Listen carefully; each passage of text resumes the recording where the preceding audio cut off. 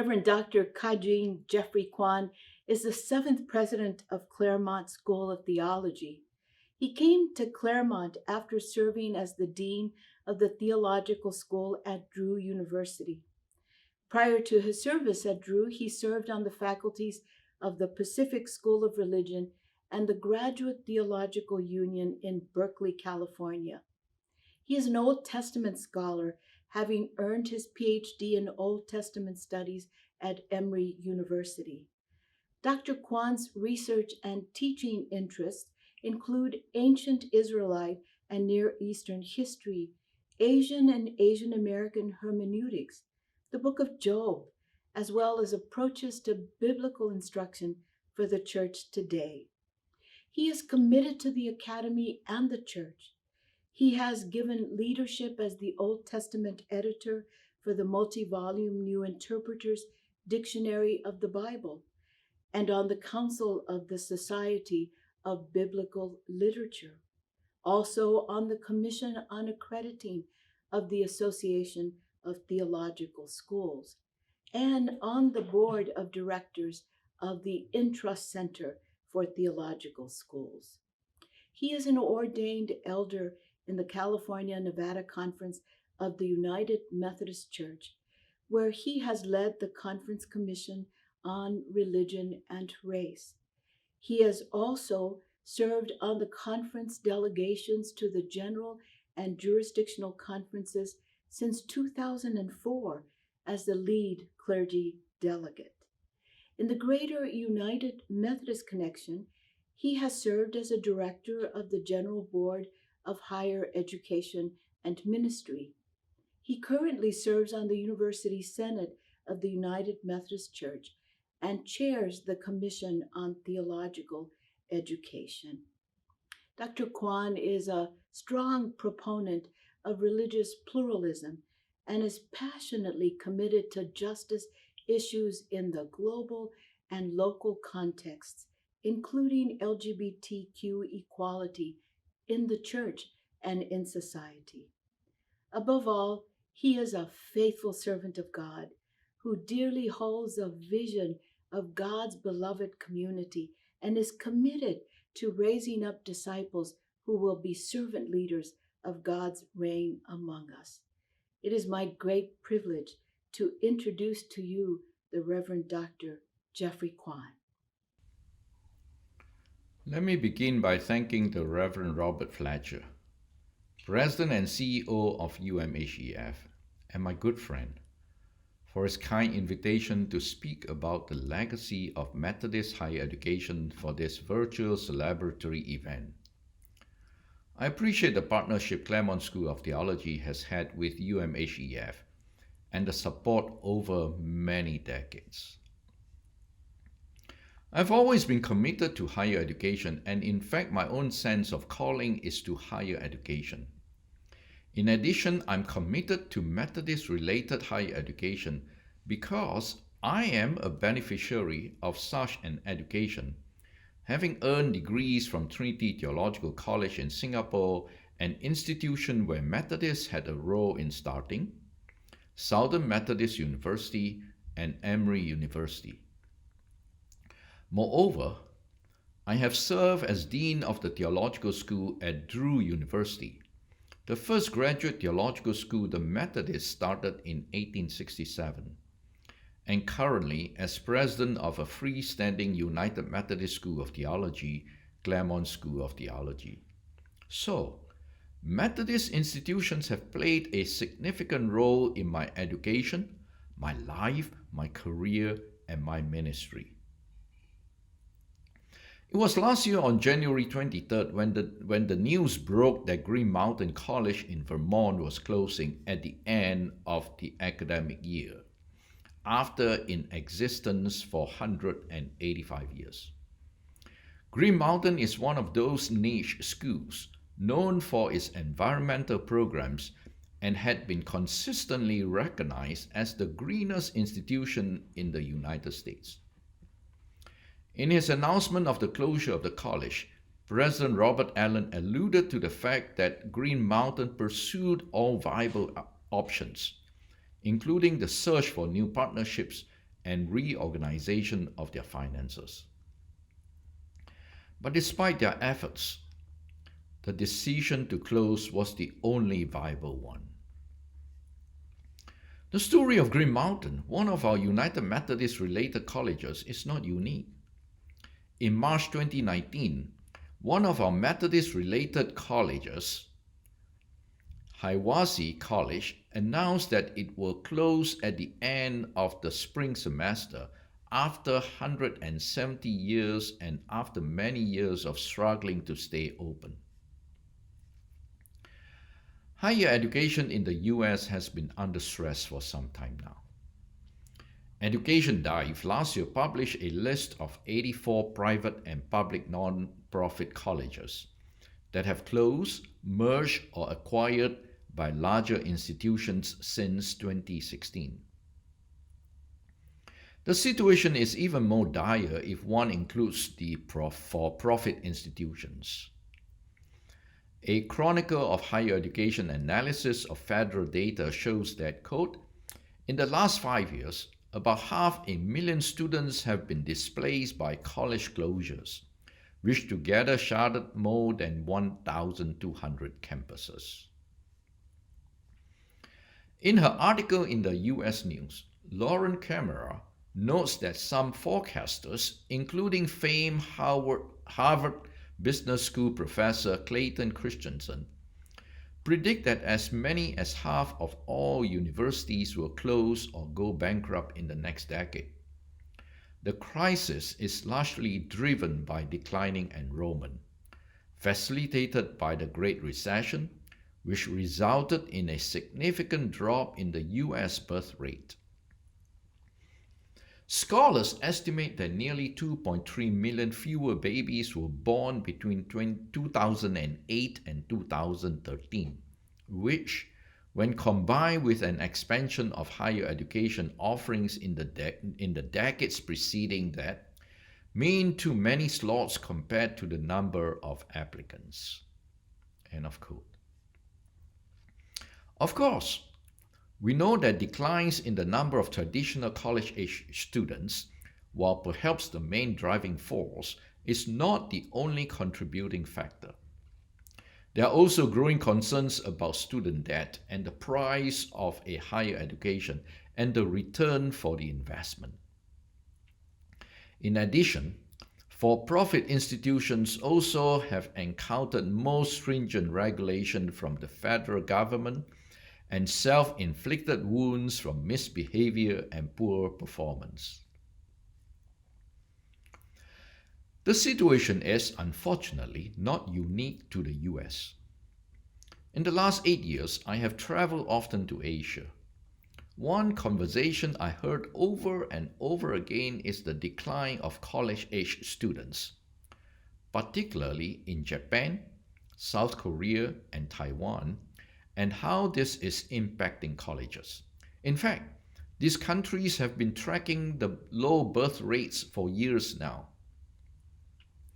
In an article, Declining Populations Point to a Somber Future for Higher Education, Johanna Sharma writes, quote, many countries in East and Southeast Asia saw 2 decades of unprecedented expansion in higher education as participation increased, fueled by rising prosperity and aspiration.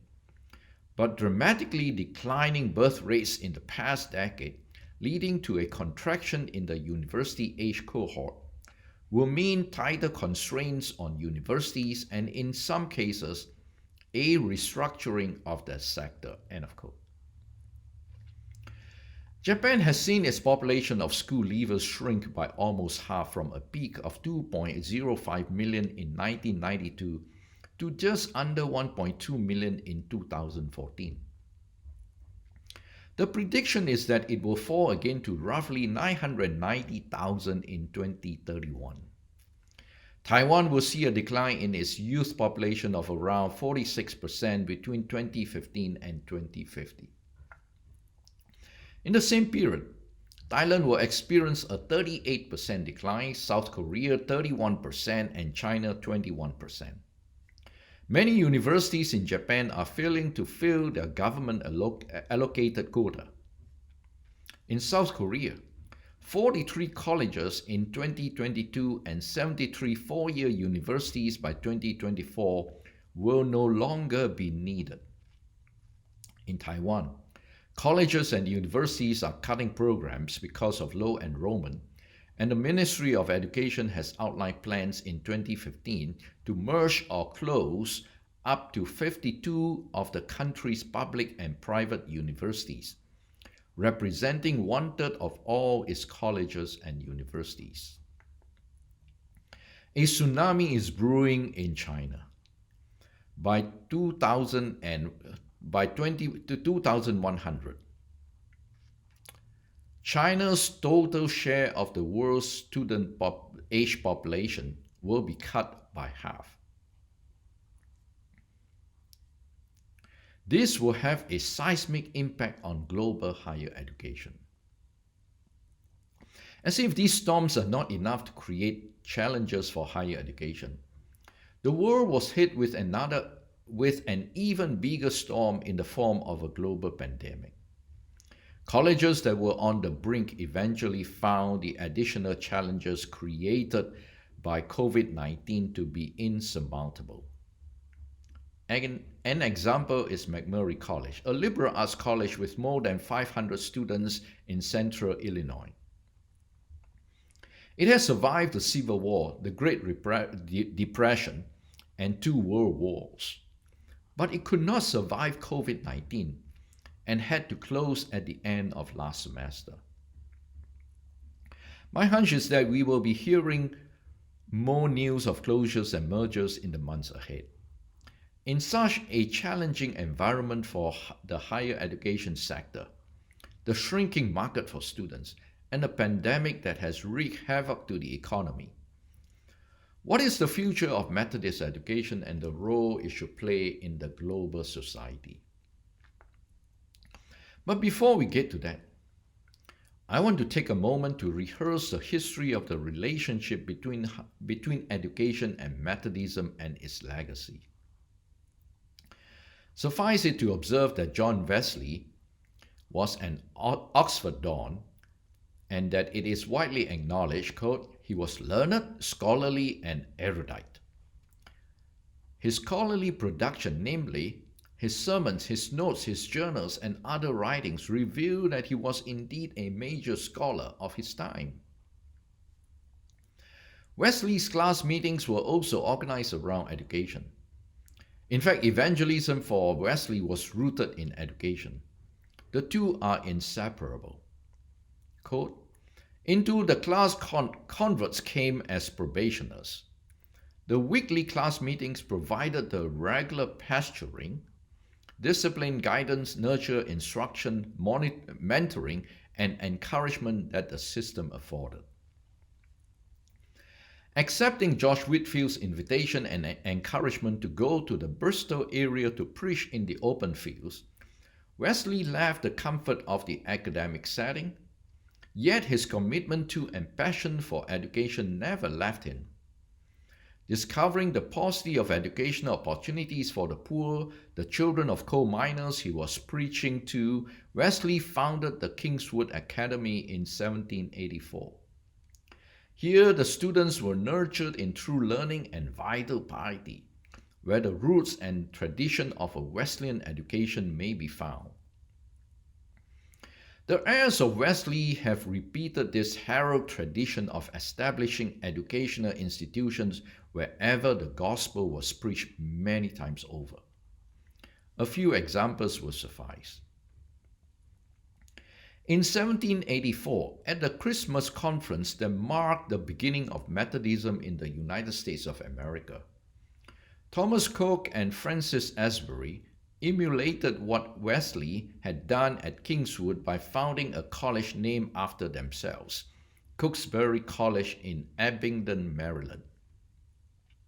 Unfortunately, American Methodists were not prepared for such a college, leading to the demise of the college in 1796.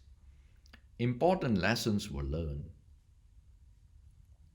Ritchie, Rowe, and Schmidt note, quote, 3 decades later, Methodism started over, It established academies in 1817 in Newmarket, New Hampshire, and 2 years later in New York City. The next General Conference took up the matter and did so with a sense of education's importance to denominational well-being. End of quote. And so the General Conference of 1820 recommended that all the annual conferences, quote, establish as soon as practicable literary institutions under their control, end of quote.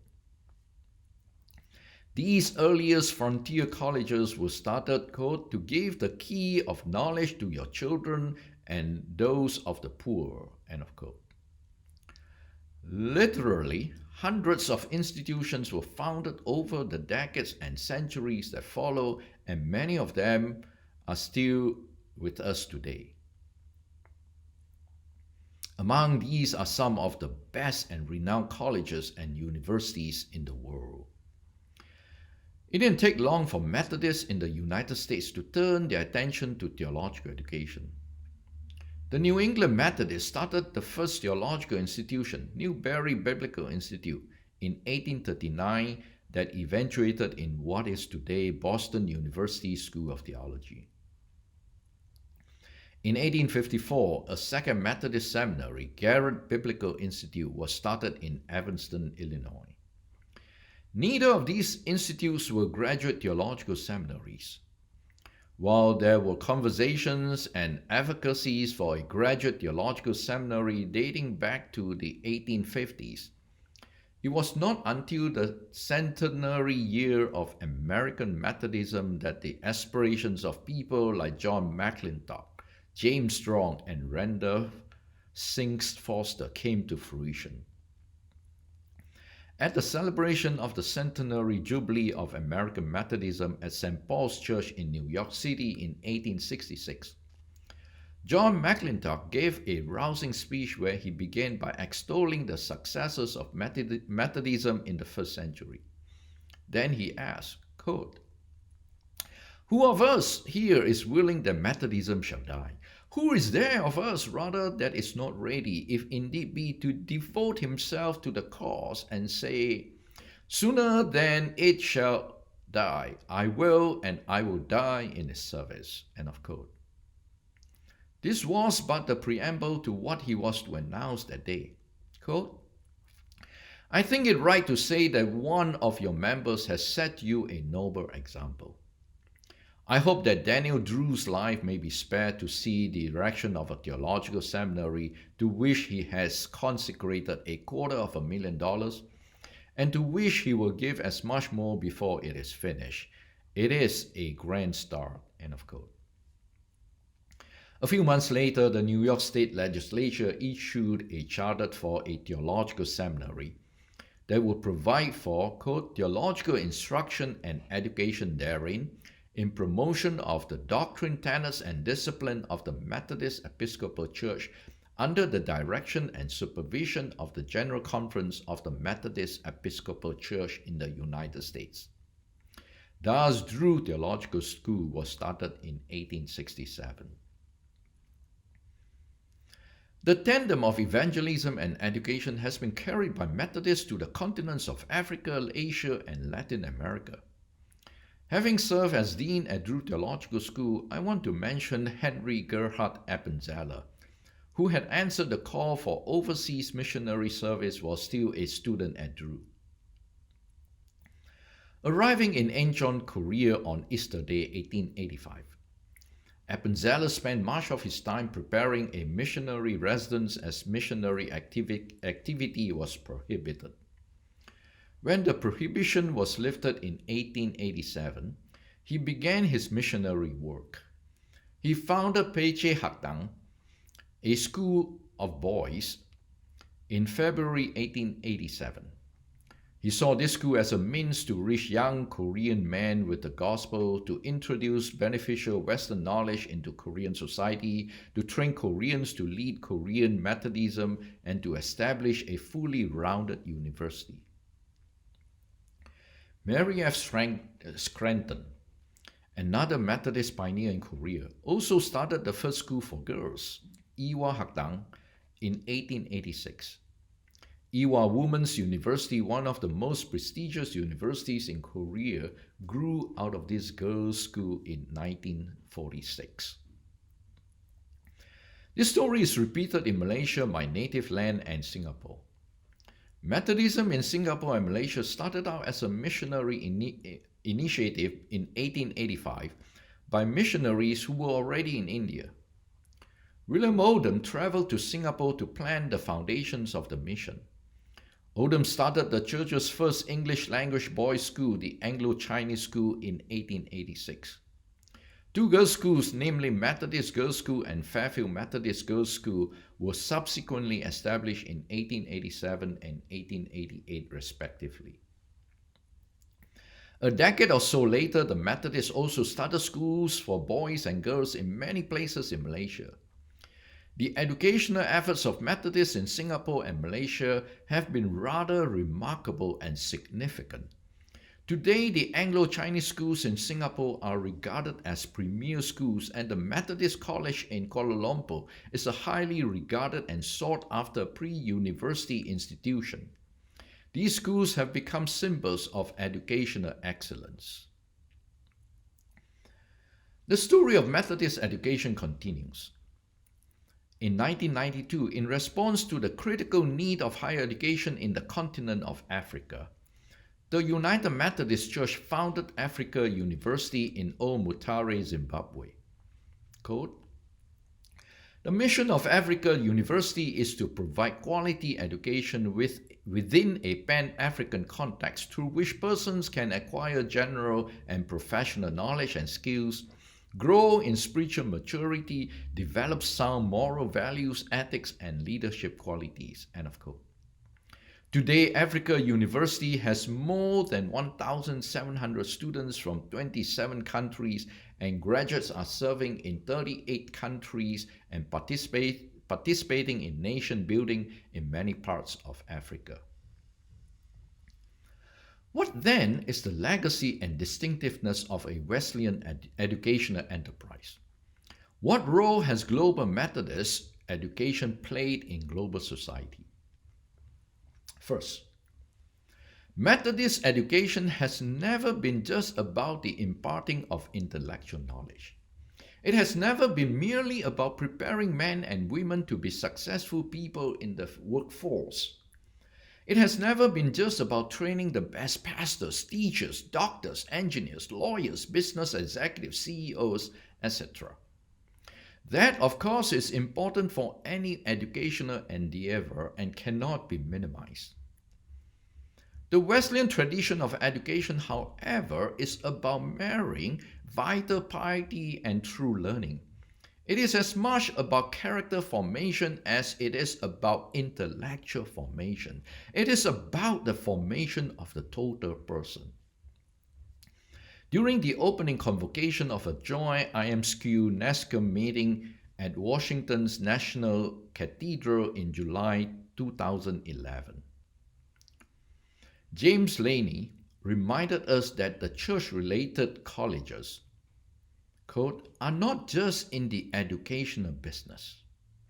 They are the ones that are custodians of the soul." If Methodist education is about the formation of the entire person, it follows that the second distinctive feature of Methodist education is service. Laney has noted that, quote, "John Wesley was a product of the establishment of privilege to privilege, and he could have remained within that system, being very dedicated and pious." End of quote. Yet, because Wesley never remained stuck in the establishment of privilege, he was able to forge the tradition of education for service. By bringing in the poor, educating them, empowering them, and then turning them upon the world so that they could become productive citizens, people who had a sense of purpose, a direction, a focus, people who made contributions, Wesley unleashed his students, his heirs, for a life of service. Thus, A Methodist education is about instilling in women and men a sense of service to the world. It is not just about getting a job after college or an appointment or call after seminary. It is all about leaving college or seminary with a sense of purpose to create change, to transform the lives of others. Methodist education has always been more than providing knowledge, but encouraging students to see themselves as stewards of community who should use what they have received in their education to give back to the community and the world. The third distinctive feature of a Methodist education is inclusiveness. Inclusiveness dates back to Wesley's founding of the Kingswood School, when he made education available and accessible to the poor and the disadvantaged. Inclusiveness means, quote, reaching out and providing education to as many as possible, end of quote. It is about the education of those societies so that people who couldn't read were now able to read scriptures, newspapers, and legal papers and become conversant with the world.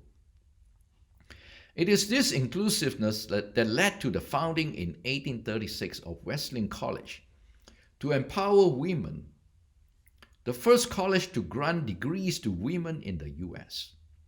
It also led to the founding of the Freedmen's Aid Society to address the vocational, educational, and religious needs of newly freed slaves. As Laney further notes, quote, Wesley's educational vision opened the door to these people. It changed their hearts, gave them a motive for improvement, educated them, and turned them upon the world, end of quote. It was this same vision of inclusiveness that led Methodists to start schools all over the world to make education accessible to those for whom such opportunities were once absent. It was this same vision that moved Methodists in the United States to found many of the historically black colleges and universities. It was this same vision that propelled Methodists to establish schools for girls in Japan, in Korea, in India, in Malaysia, in Singapore. Methodist education empowered the poor, the underprivileged, the disadvantaged, and women to become agents of transformation. Inclusiveness is not just about providing opportunities for others, not just about letting others have a seat at the table. It is about change, about transformation. Sharon Hales notes, quote, when we go out as Wesley did and include others, something changes not only in them but in us. And the empowerment is not only with them but also with us in the new way that we can live a more open and sympathetic and understanding life. End of quote.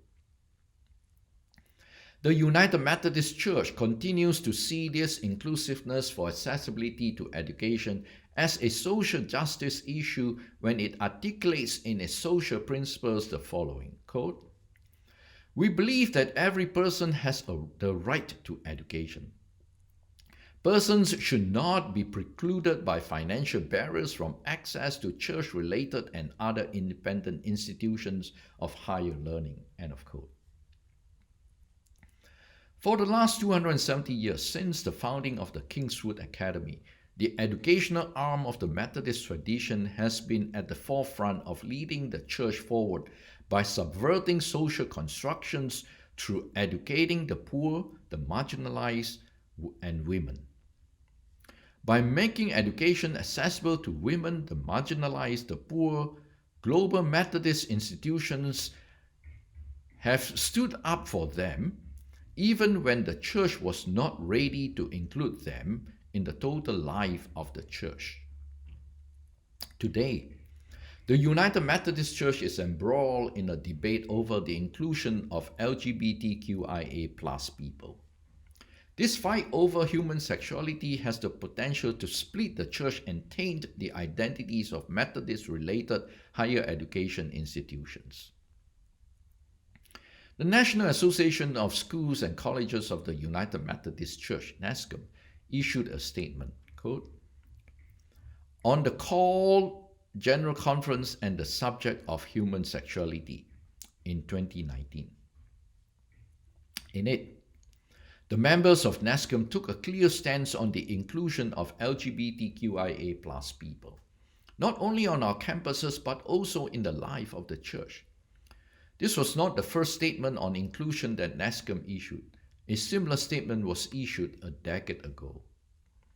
Our colleges and universities must continue to take the lead to foster the inclusion of LGBTQIA people and to help lead the church in this direction. There is no turning back the clock. We must continue our long-held tradition and ensuring that students of all backgrounds have an equal opportunity to be nurtured in true learning and vital piety. Combining true learning and vital piety with a commitment to service and inclusivity is the core mission of Methodist schools.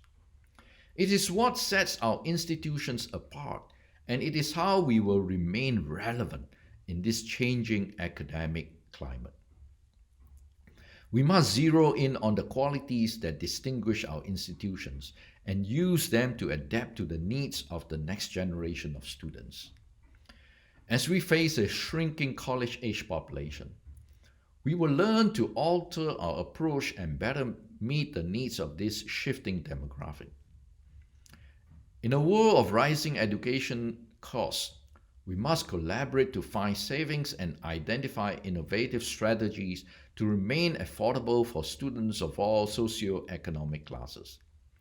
Finally, as the United Methodist Church remains in contention over human sexuality, its academic institutions must serve as a beacon of inclusion.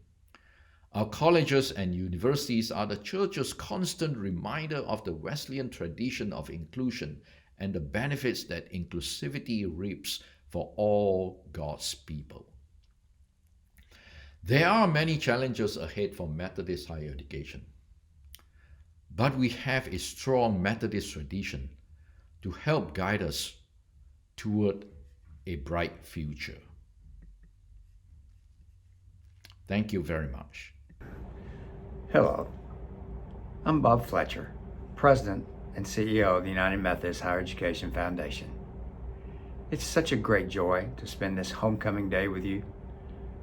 Through social media, we can share this experience with old friends while celebrating our newest United Methodist scholars.